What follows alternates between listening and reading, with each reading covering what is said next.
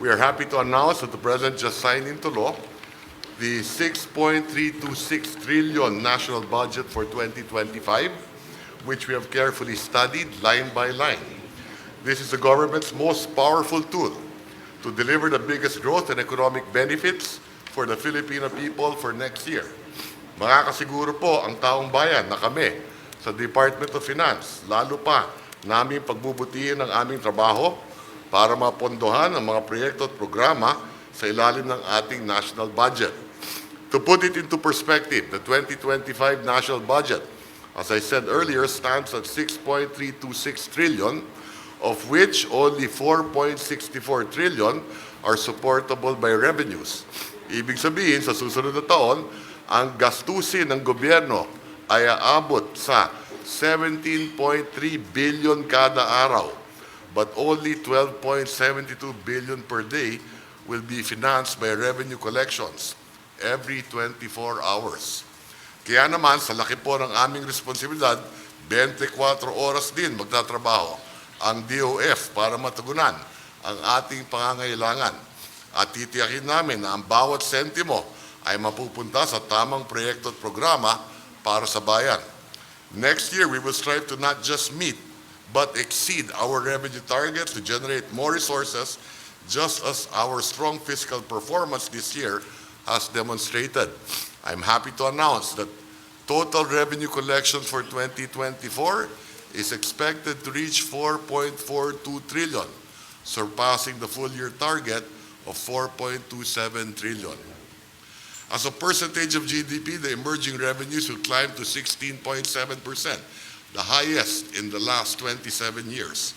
And our emerging non-tax revenue for 2024 are expected to reach 606.6 billion, the highest ever recorded. These are all because of the hard work and contribution of the Bureau of Internal Revenue, the Bureau of Customs, the Bureau of the Treasury, our privatization team, and our GOCCs. So rest assured, we will work doubly hard to sustain this momentum and adhere to our medium-term fiscal program that reduces our deficit and debt gradually in a realistic manner while creating more jobs, increasing our people's incomes, and decreasing poverty in the process.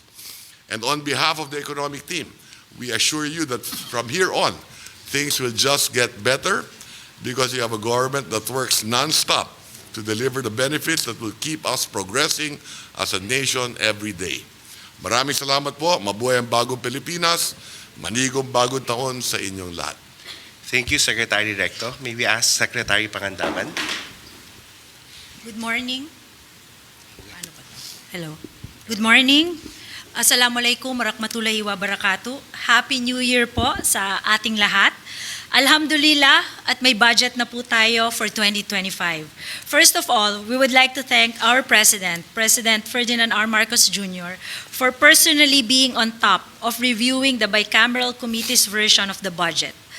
While the Congress's version was quite different from the proposed budget that we submitted, we are grateful and relieved that the President has made sure that we do not end up with a reenacted budget. As you know, the power of the purse is with the Congress because Congress is supposed to be the voice of the people. Hence, the Department of Budget and Management and even the President himself can only submit a proposed budget to Congress, and in the end, because we have a democratic process that we must follow and respect, we can only exercise what the Constitution provides, which is to veto certain items of the budget.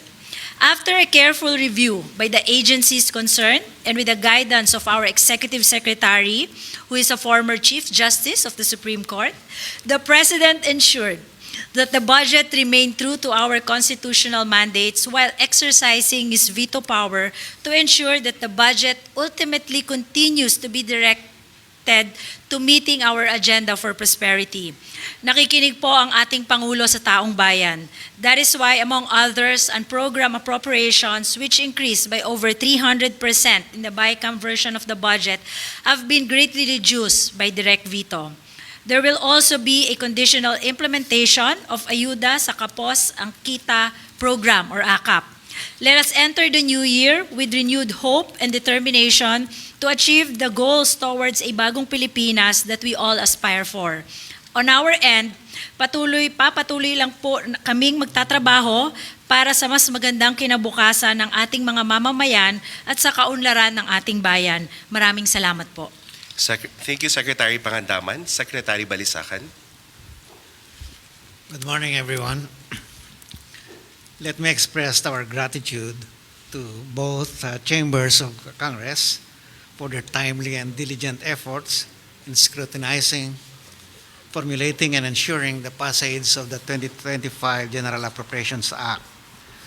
Their unwavering commitment to completing this critical task underscores the strength of our collective resolve in advancing the nation's development goals and President Ferdinand R. Marcos Jr.'s socioeconomic agenda. The 2025 GAA supports the goals outlined in the Philippine Development Plan 2023 to 2028, including attaining our medium-term growth targets as approved by the Development Budget Coordination Committee. The budget prioritizes strategic investments in social services with substantial allocations to education, health, and social welfare programs and infrastructure projects to boost growth and inclusion. These investments are crucial for achieving the PDP's targets related to human capital development and poverty reduction. In line with our commitment to public welfare and fiscal responsibility, the President, as we have heard this morning, has judiciously vetoed certain line items in the budget and set specific conditions for implementing certain programs and projects, including requiring the issuance of guidelines and compliance with pertinent laws, policies, rules, and regulations. This decisive action demonstrates the administration's commitment to our fiscal program by ensuring that planned spending remains within the target deficit ceiling, keeping us on track to meet our medium-term fiscal targets. At the same time, by tightening the conditions for utilizing the budget for various programs, the President ensures that the maximum benefits reach those most deserving of social protection, particularly the near poor.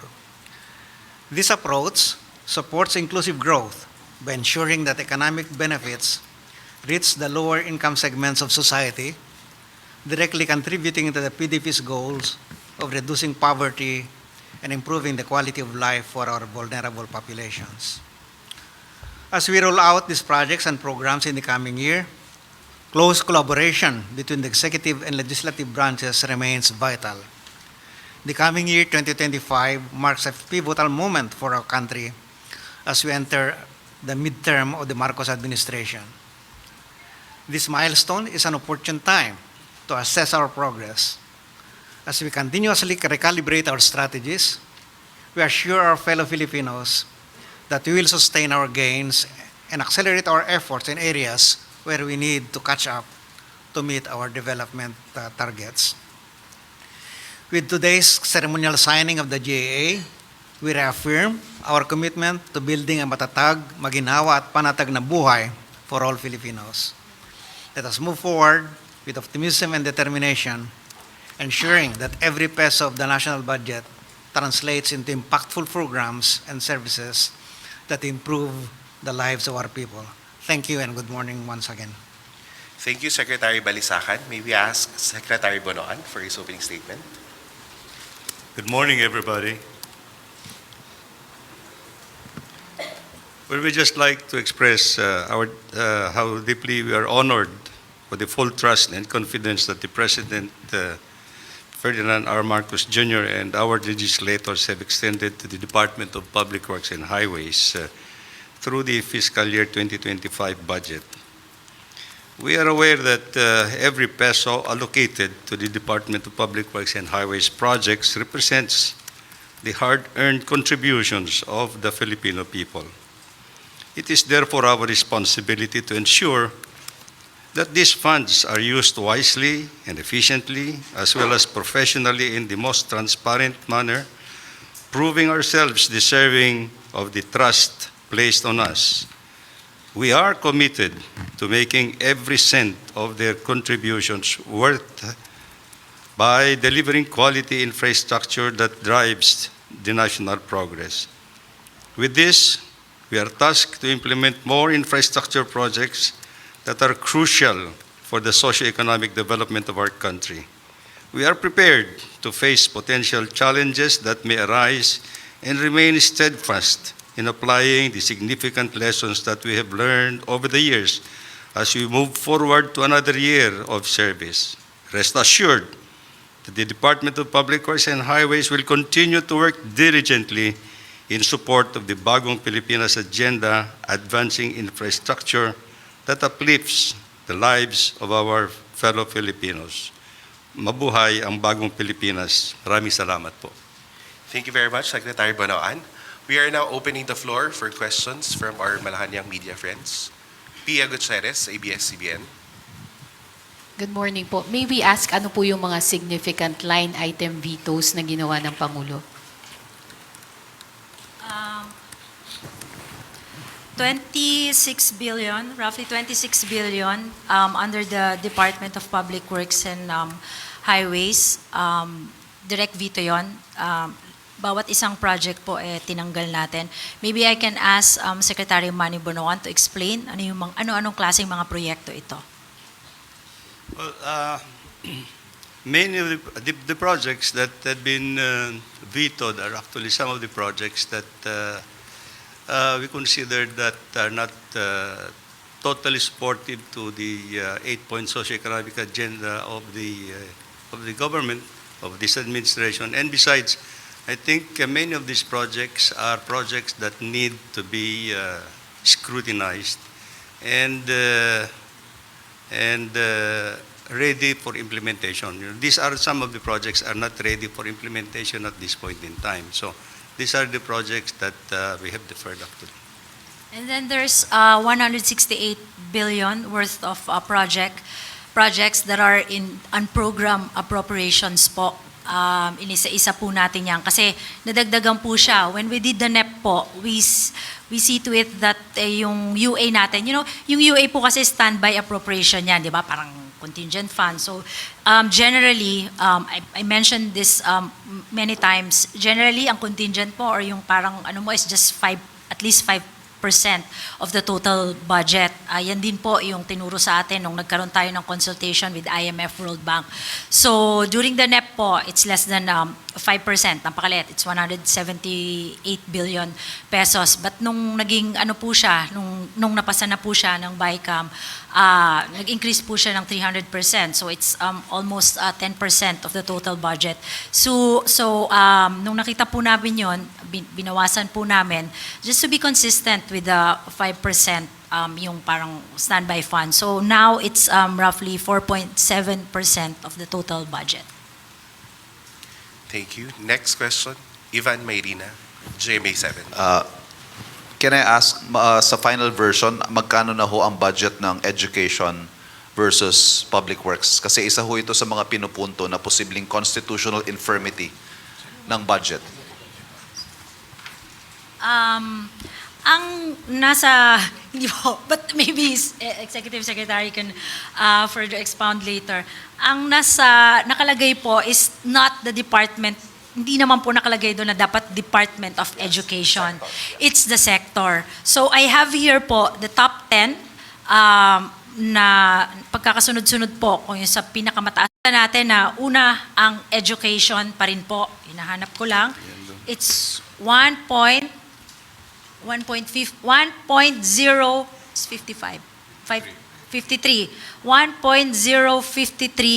trillion. Well, the DPWH po is 1.034 trillion po. Yan po. So, nauna na po ang education. Secretary, may we get the breakdown do sa education po? Yes, we will provide po. Bibigay po kami. So, anong nangyari po, Secretary, we had to, so yung mga veto under DPWH, kaya umangat po relatively yung education sector budget. Yes po, kasi nabawasan din po ng mga 26 billion yung DPWH budget. Right. Thank you. Tristan Nodalo, Newswatch Plus. Ay, hello, good morning po. Ma'am, you've mentioned yung conditional implementation of AKAP. So ano pong nangyari doon sa pondo ng AKAP na which was questioned before, yung 26 billion both sa House and Senate? So ano po yung conditional implementation? What does it actually mean? Yung AKAP po, it's still there. It's just that bago po natin ma-release yung pondo, we need to issue guidelines po together with DSWD, DOLE, and NEDA po para maging consistent yung pagbibigay ng AKAP dun po sa gusto nating mangyari dun sa tamang recipients, hindi po magka-doble-doble yung binibigay natin ng mga cash assistance. So, si Sec RC Balisacan po ang kasama na po ngayon sa pag-define nung paglabas nung pondo ng AKAP.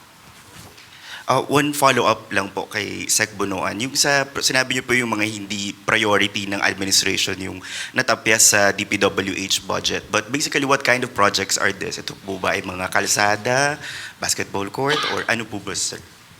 Marami kasi yung mga local projects actually that are not ready for implementation, and it will take us some time anyway to make sure na may implement namin kaagad. So these are the things na nakita namin that I think we can postpone it for the time being. Yung mga projects na mostly local projects actually. Roads, sir. Hindi, not necessarily roads, pati may mga buildings and other local infrastructure. There are some projects that are ambiguous also that we cannot immediately implement anyway. So yun ang mga ano namin. Ace Romero, Philippine Star. May I just ask, because the President vowed to restore the budget cuts in DepEd, so how did we manage to do that? We cannot, under the Constitution po, kung ano po yung napasa ng Kongreso, yun na po yun. We can only veto line items or projects, but we cannot add po. However, under the budget, may mga certain funds naman tayo dyan na pwede tayong mag-augment ng ating budget. For example, yung unprogrammed appropriations, yan ang magandang use ng UA.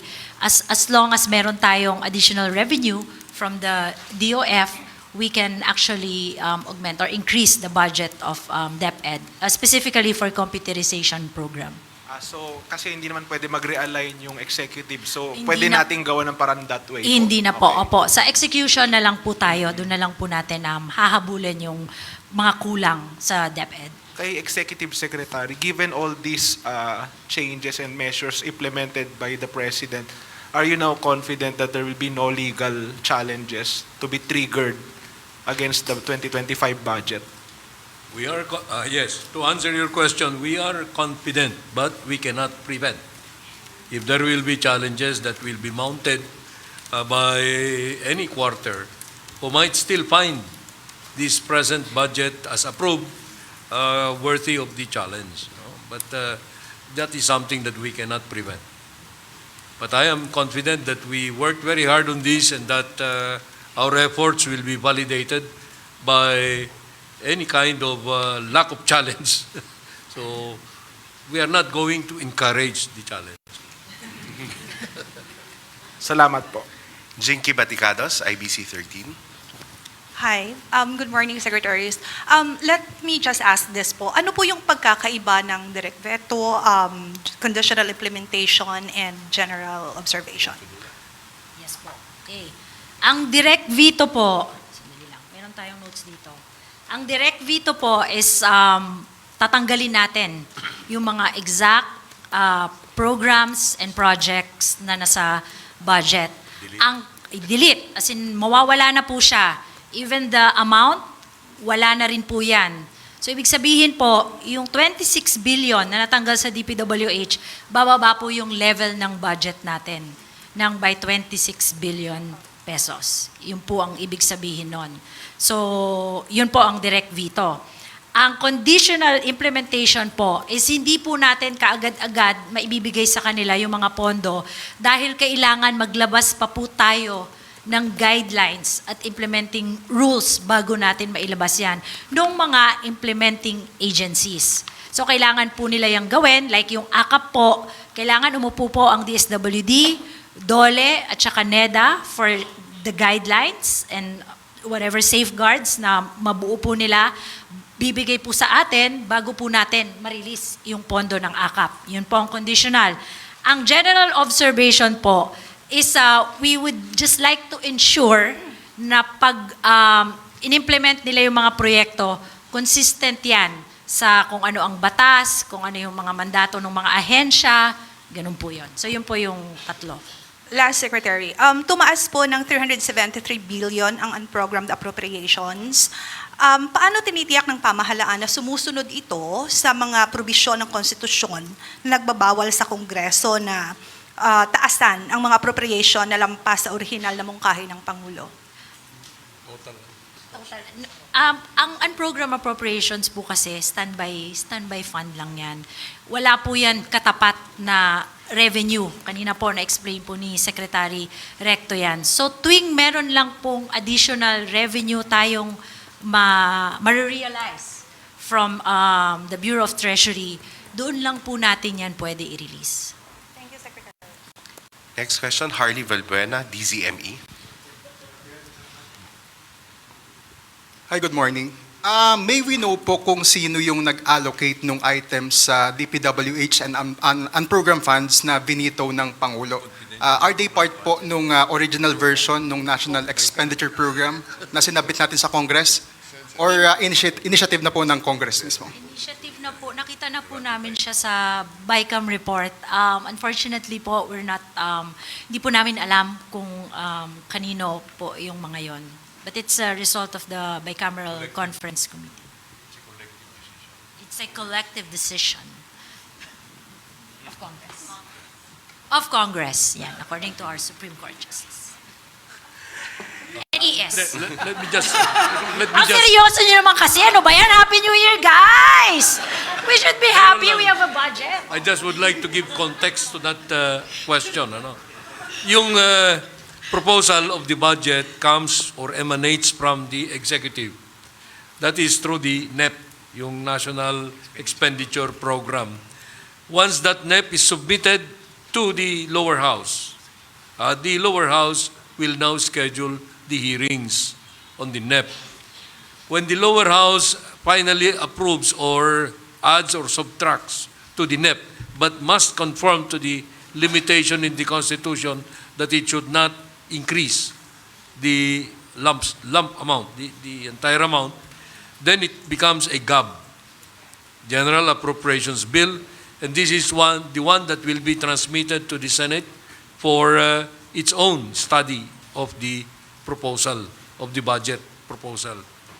And when the Senate shall have been done with its duty, there will now be a bicameral conference committee that will tackle this.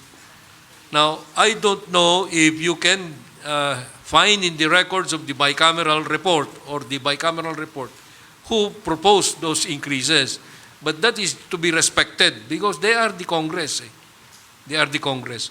And the final product is, of course, this GAA. And the GAA was submitted to the executive as an enrolled bill, and once it is submitted to the executive as an enrolled bill, the executive can no longer change that. Congress can no longer change that. So that is now what the President reviewed. And the President was personal and direct about the review and called on members of the Cabinet to contribute to the effort of looking at the budget. Now, with or without the calls for review, the President and the Cabinet went to that task. And I think we are happy about the result, and we have come up with this. So the approval of the budget by the chief executive happened before December 31. Today, that is. So that is the context. Thank you, ES. Next question, Santos, Net 25. Good morning po. Clarification lang po, ibig sabihin yung 10 billion po na budget ng DepEd, na ibalik po iyon para dun sa... Hindi po, bawal po tayo magdagdag sa bicameral committee report. Kung ano po yung pinasa ng Kongreso, yun po. Hahanapan na lang po natin ng pondo sa pag-i-implement natin sa execution ng budget. Maybe Secretary Recto would like to. Yes, that's correct. I think the President wants to prioritize the additional spending on education, which is found in the unprogrammed portion of the budget. So if there are excess revenues, we will immediately release that part of the budget. But I'd like to say also that this is the first time in our history that you have both the education sector and the capital outlay sector of the DPWH and the DOTR to hit 1 trillion pesos. So that would augur well for the economy's growth for 2025. So meaning po, kaya tumaas yung budget ng DepEd dahil nabawasan yung DPWH para lang masabi na mas mataas.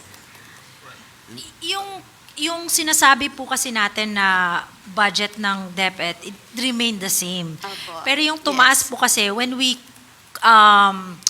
compute education sector po ang pinag-uusapan natin doon. It's not just the budget of the Department of Education because you also have to consider may CHED po, education din po yan.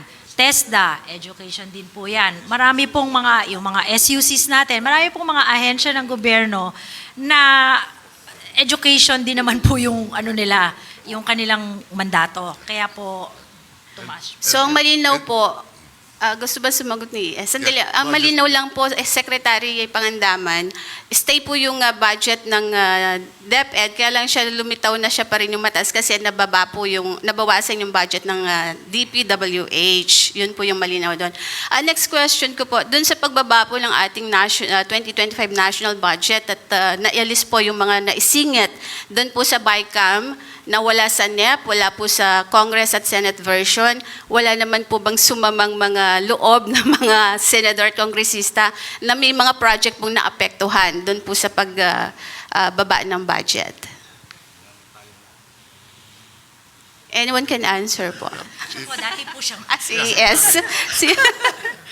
You know, it's the President that proposes the budget and the Congress disposes the budget. And it is the executive or the president who executes the budget. Okay?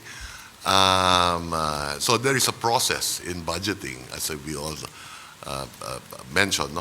So, palagay ko, maayos naman yung budget for 2025, especially with the vetoed items. Sinigurado ng Presidente yung may popondo natin, yung mga karapat-dapat, consistent with the Philippine Development Plan.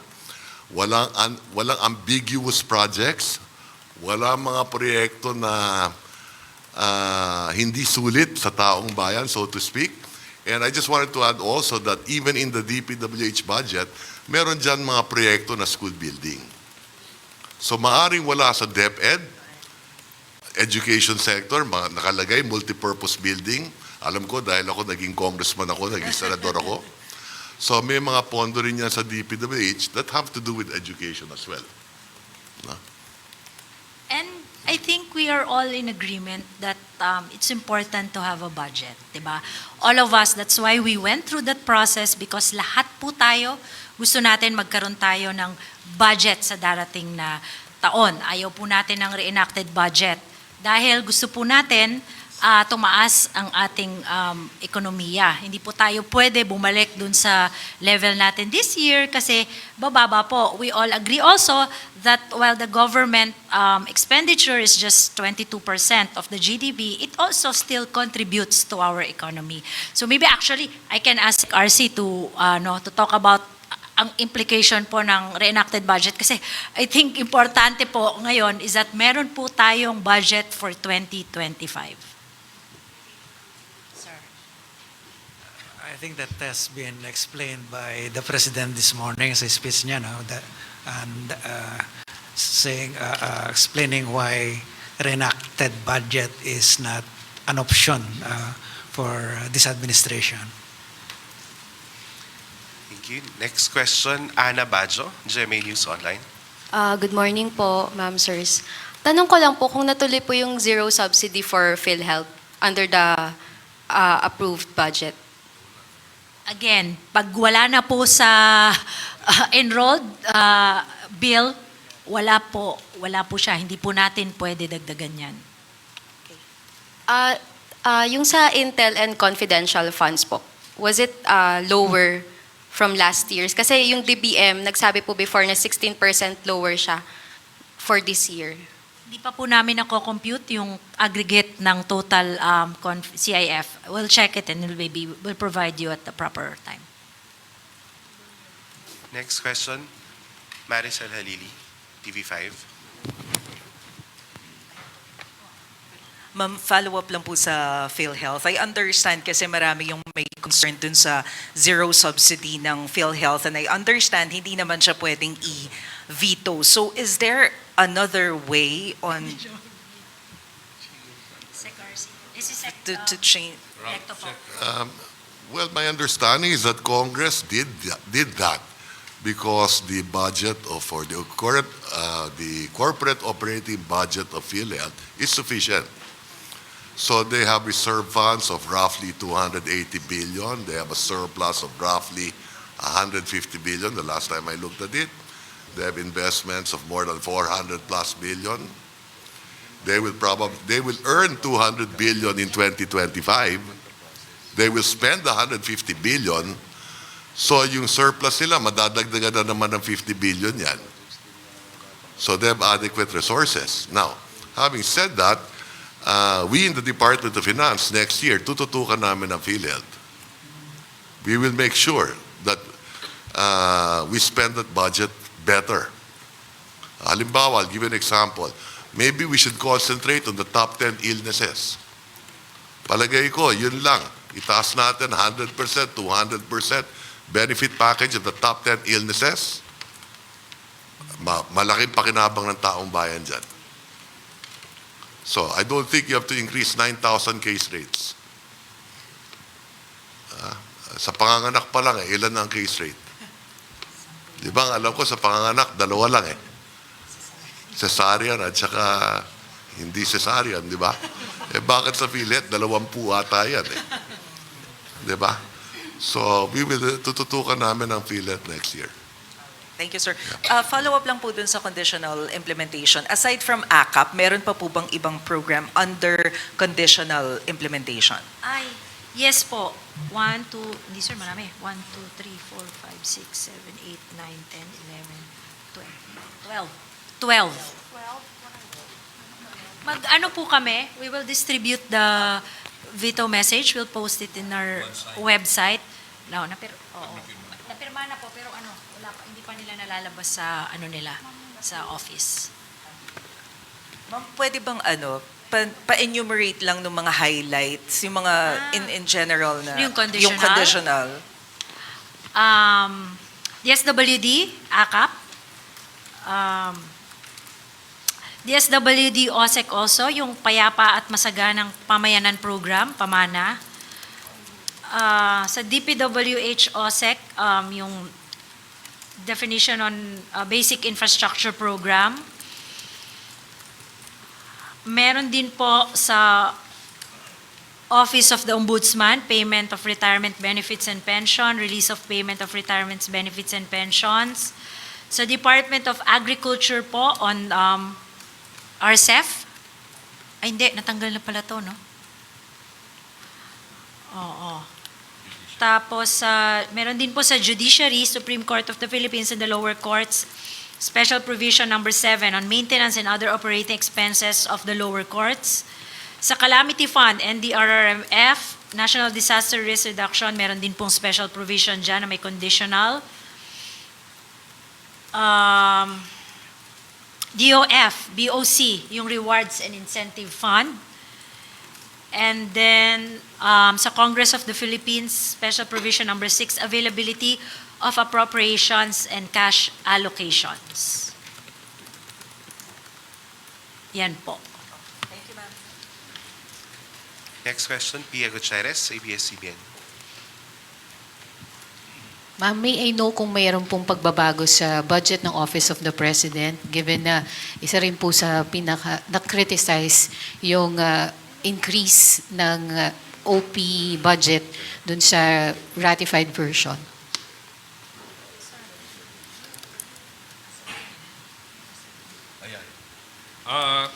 Yes, as far as the budget of the OP is concerned, yung NEP was followed pero dinagdagan ng 5.2 billion pesos kasi may nangyari nung 2025, no?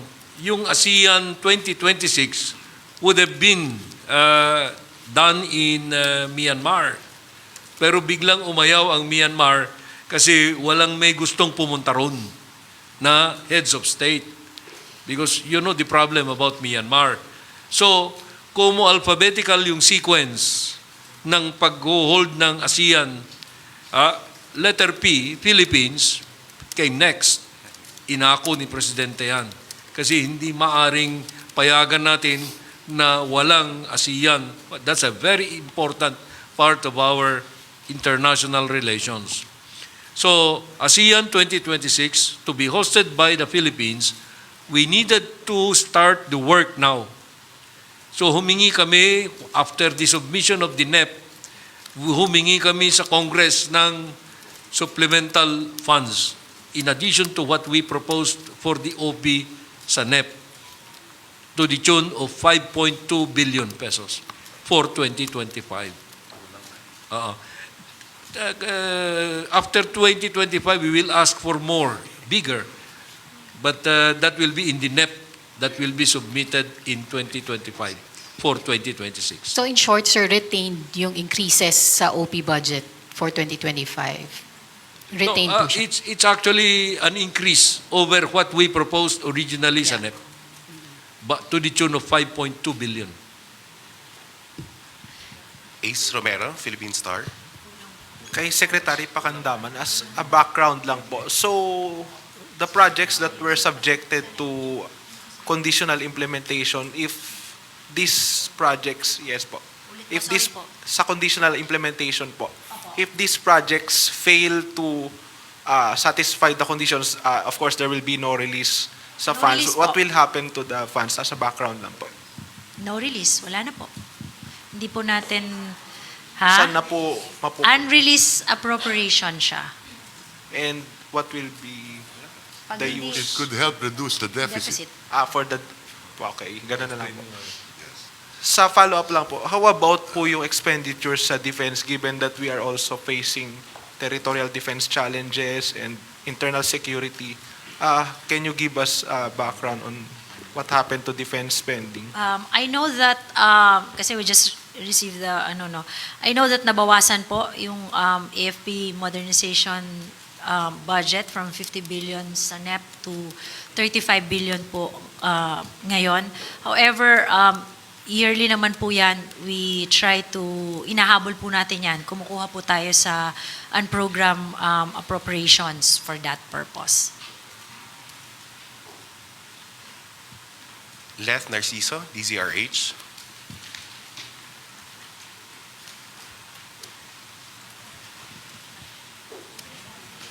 Ay, sorry. Good morning po. Binanggit rin ni Presidente sa speech niya kanina, prioridad yung agriculture sector, particular yung mga pagtugon sa mataas na presyo at para mapababa ang presyo ng pagkain, lalo na ang bigas. Ano pong mga programa ito?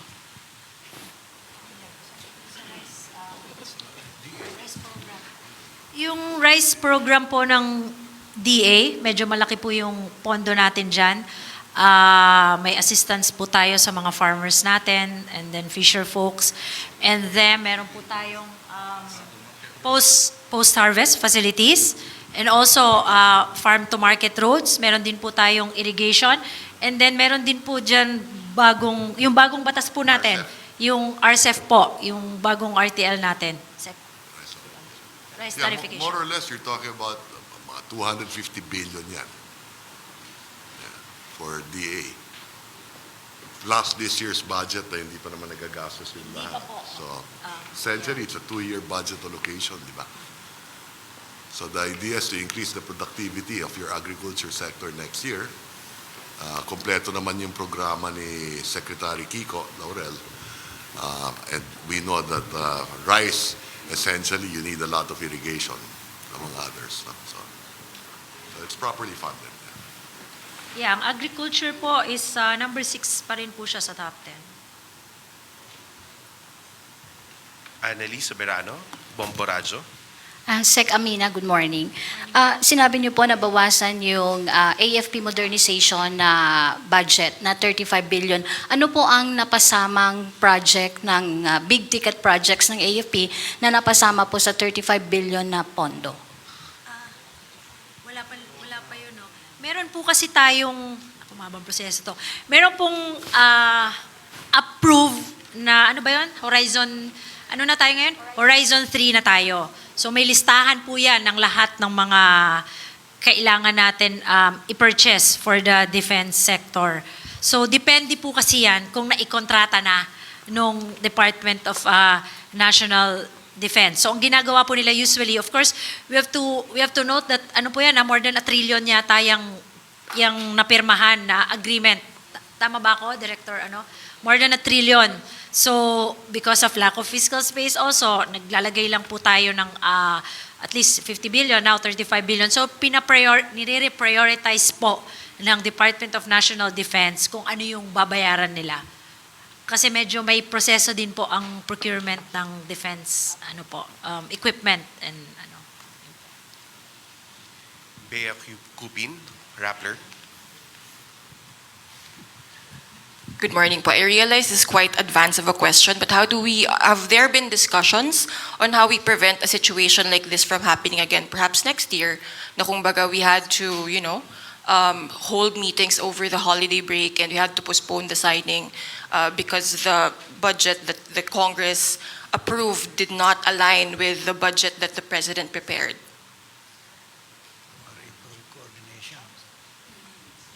Well, you have to understand, that question is to be explained in this way, We can avoid that by giving to Congress next year, sa next cycle, a NEP that is very comprehensive. But we usually do that. Now, it will be up to the temper of the congressmen who initiate the consideration of the budget. And I hope that they will be conscientized. Because most of those that were taken off probably were, you call them insertions, but that's too simplistic. No, they have their own priorities which they could reflect into the legislative process. And that is what they did. They are within their rights to do that. But here comes now the President who says, where are now my legacy projects, my priority trusts? They have given them to the back burner. So that is what instigated the President to make cuts that did not reflect the concept in the proposed budget through the NEP. And sir, if I may follow up, how do we intend to check that temper, considering, of course, Congress is dominated by allies of the President? We do not check except through veto. Because the enactment process is exclusive prerogative of Congress. Yung veto power of the President is the only way to check. Okay? That's post-enactment.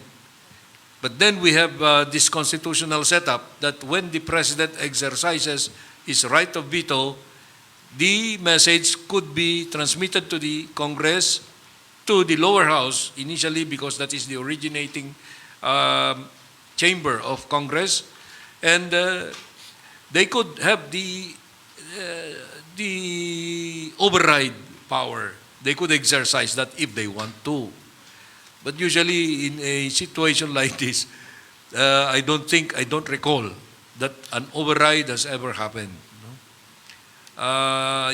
These two branches of government, the legislative and the executive, they work very well in coordination. And it's only when they are at loggerheads that you can expect a direct conflict. Pero your question is the theoretical, no? more in the abstract. So that's not easy to answer. Part of the check and balances. Yes, checks and balances. Alvin Baltasar, Radyo Pilipinas. Good morning po, Secretaries. Just to give us an idea, gaano po ba naging kabusisi si Pangulong Marcos doon sa budget proposal? Kabusisi, gaano niya talaga binantayan, hands-on, binantayan ni Pangulo yung budget proposal after na dumaan sa BICAM? Maybe I will be the one to answer that. Yes, sir. I assume as Executive Secretary 3 months into his administration. And I have been here since then. No? That was September, last part of September 2022. Mabusisi si Presidente mula sa umpisa. I can give you that assurance that the President is very focused, very prudent, Ilocano eh. And I am quite happy to make that note, no? to give that note, because he always says, what do we do with this? This is something that we cannot allow yet because we have lack of funds or etc. So that is what motivates him. Maybe people do not see how he works, but he works very much way into the night and early morning. Follow up na lang. Ay, sorry po, Secretary. Kamuntik na Follow up kami na lang po. Christmas eh. Secretary, follow up lang po. Doon po ba sa mga ibinito ng Pangulong Marcos, meron siyang personal siyang nakakita, pero meron din ba kayong nakita na mukhang kinakailangang ibito at nirekomenda niyo kay Pangulong Marcos? Well, as the Chief Executive, he gives us the direction. He has his own way or means of saying this is excessive, this is not something we proposed, etc. But when he said that let's take out things that did not emanate from the NEP or that exceeded the NEP or that took away from the NEP many items, etc., and redirected them, well, we have to be guided by that kind of direction. So that is when the cabinet became very useful. Yung sabi ni Secretary Bunuan just now, muntik nang hindi nagpasko. Ewan ko what he meant by that. But the cabinet and the president really acted together. You probably have seen the publications about how we went to work. The economic team, especially, because these matters are money matters. Samantalay ko na lang po kay Secretary Pangandaman. Secretary, pwede po bang paki-mention na lang po yung top 5 na mga government agencies na may pinakamataas na budget allocation for 2025? Of course, yung education, public works, health, DSWD, DILG, DA, DOTR, Judiciary, Dole, and Justice. Salamat po. Before we close today's briefing, may we ask Executive Secretary Bersamin for a closing statement for the Filipino people. Thank you for your questions. Wala namang softball yata na binato ninyo ngayon. Maraming salamat at nagkaroon tayo ng ganitong pagkakataon upang magkaunawaan sa ganitong bagay na napakamahalaga sa buhay ng ating bansa. Ang budget, the GAA, is always the most important bill that can be enacted by the Congress and that can be approved by the President.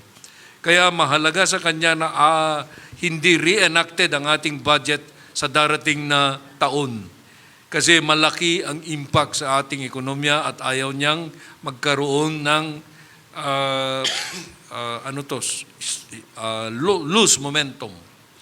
Okay.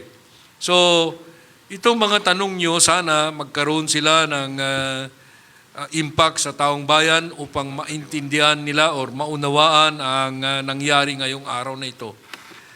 Sa panawagan na ang budget natin ay isang budget na unconstitutional, nais ko pong sabihin sa inyong lahat na hindi po magkakaroon ng ganong pagkakataon na unconstitutional ang budget.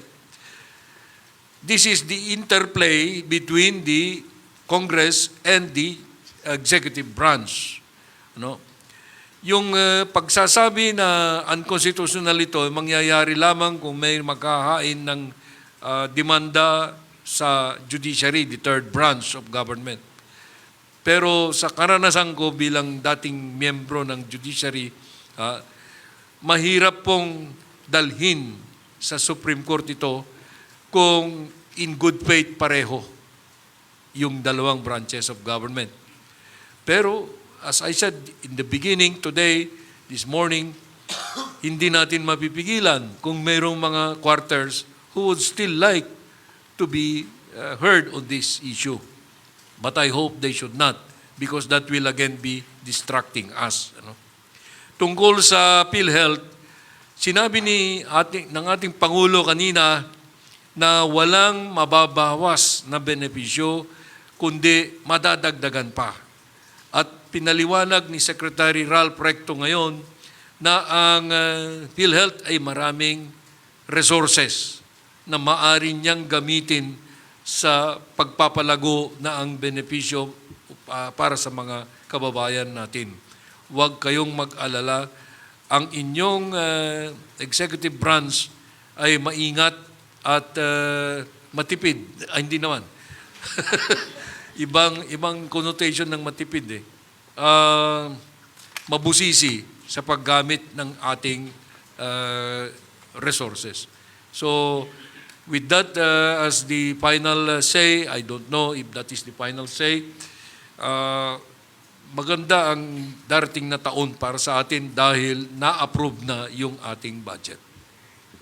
Happy New Year to all. Thank you very much, Secretary Bersamin, Secretary Recto, Secretary Pangandaman, Secretary Balisacan, and Secretary Bonoan. That wraps our press briefing today. Thank you and good day. Thank you. Happy New Year!